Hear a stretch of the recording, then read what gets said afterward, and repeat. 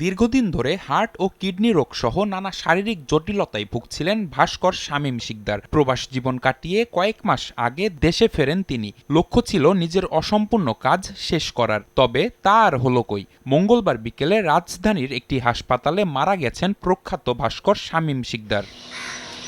ঢাকা বিশ্ববিদ্যালয়ের চারুকলা ইনস্টিটিউটের ভাস্কর্য বিভাগের অধ্যাপক ছিলেন শামীম শিকদার। ১৯৮০ থেকে ২০০১ সাল পর্যন্ত ঢাকা বিশ্ববিদ্যালয়ের ললিতকলা অনুষদের ফ্যাকাল্টি মেম্বার ছিলেন। পরিবার সূত্র জানায় ৪ মাস ধরে চলছিল তার চিকিৎসা। শেষ ৬ দিন ছিলেন হাসপাতালের নিবিড় পরিচর্যা কেন্দ্রে।